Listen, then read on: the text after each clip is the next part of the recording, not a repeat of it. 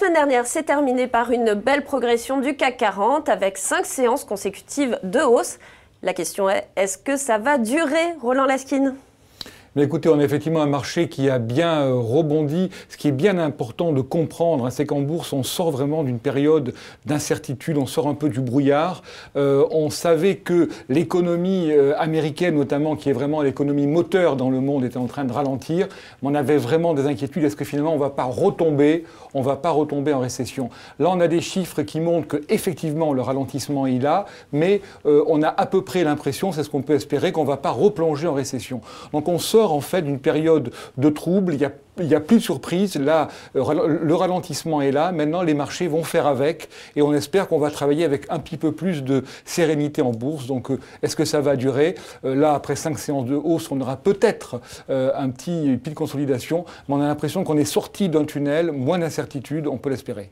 Il y aura encore un grand flux de nouvelles cette semaine venant des États-Unis. Il y a le livre beige de la Fed qui sera publié dans la semaine. Et puis on attend aussi un nouveau plan de Barack Obama qui devrait annoncer de nouvelles mesures fiscales pour inciter les PME à embaucher. Donc c'est un moment très attendu dans la semaine. Vous êtes plutôt confiant quand même sur la poursuite de la hausse. Là encore, ce sont des événements qui sont de nature plutôt à soutenir les marchés. Je pense que l'administration américaine a pris note du ralentissement de la conjoncture.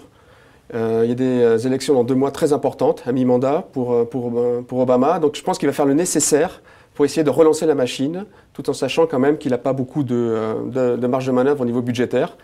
Mais les incitations fiscales à court terme ont de suite un effet aux États-Unis.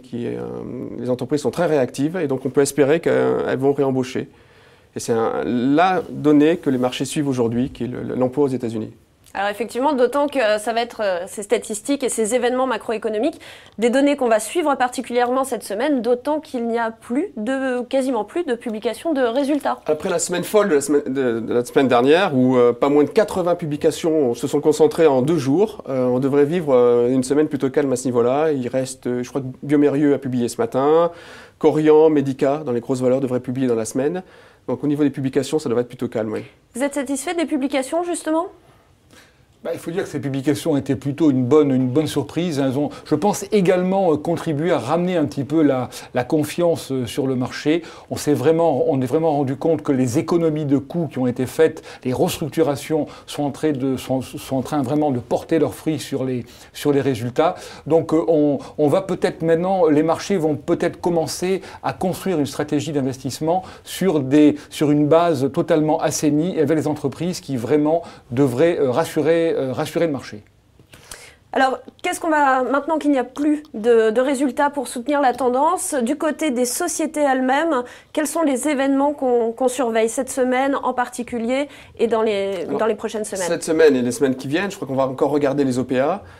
Les sociétés sont saines financièrement pour la plupart. Elles ont des projets, beaucoup de valorisations sont au tapis. Les restructurations en interne ont été menées, donc elles sont prêtes à passer à des acquisitions. Donc il y a plein de rumeurs qui circulent, il y a plein de choses qui sont en cours. Et je pense que ça va être un des catalyseurs principaux du marché dans les semaines qui viennent. Alors par ailleurs, l'information qui anime les marchés ce lundi matin, c'est la nouvelle composition du CAC 40 qui a été dévoilée dès vendredi soir après bourse et qui sera effective le 20 septembre prochain. Donc Publicis, Natixis font leur entrée au sein de l'indice phare de la Bourse de Paris. Lagardère et Dexia en sortent. Et il y a du mouvement aussi du côté du Next 20 avec la sortie d'Atos Origine, de Foncière des Régions. Et en revanche, ce sont Edenred et Rhodia qui entrent dans cet indice. Que pensez-vous de votre côté de ce changement de composition? Est-ce que ça constitue pour les investisseurs aujourd'hui à la Bourse de Paris une opportunité, une micro-stratégie à mettre en place cette semaine? Vous semblez dubitatif, Christophe. Pour la plupart des annonces, elles étaient déjà prévues, anticipées. En bourse, on achète la rumeur. Donc la sortie de Lagardère et de Dexia était pratiquement programmée. L'entrée de Publicis aussi. La grosse surprise et la grosse cote, c'est Natixis. Et donc je pense que les gérants qui répliquent l'indice vont en acheter aujourd'hui et tout au long de la semaine. C'est un peu tard aujourd'hui pour jouer ce genre d'effet d'annonce. C'est un peu la même chose pour le Next 20.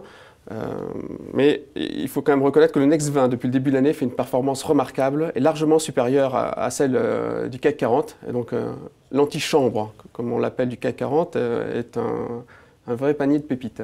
C'est vrai que le fait qu'on ait remis Natixis, c'est un peu curieux. Hein. C'est une société, c'est une banque qui a failli pratiquement frôler le dépôt de bilan. On parlait plus d'une sortie de la cote que d'une montée au sein du CAC. Alors là, on la remet parce que c'est vrai que sur le fond, il y a un travail énorme qui a été fait. Par ailleurs, c'est une valeur qui a une très grande liquidité parce qu'elle a été largement distribuée dans les réseaux bancaires. Et puis on voit bien tout de même que les experts qui sont en train, le pool d'experts qui travaille là-dessus a vraiment envie de conserver une partie importante de financière à la Bourse de Paris. Peut-être un peu trop, à mon avis, à titre personnel, mais bon, la Bourse de Paris est marquée par une grande partie des financières, un peu comme l'Allemagne. Donc les grands équilibres sont protégés. C'était peut-être le souhait des membres du comité scientifique. En 2 mots, pour finir, la stratégie boursière cette semaine, qu'est-ce qu'on peut conseiller aux investisseurs ?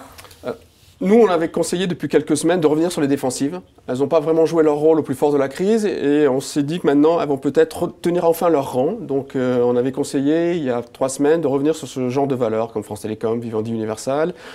Les faits nous donnent raison pour l'instant et je pense qu'il faut continuer dans cette optique. Merci beaucoup. On fait un autre point sur l'actualité boursière lundi prochain avec un nouveau point stratégique également. Merci.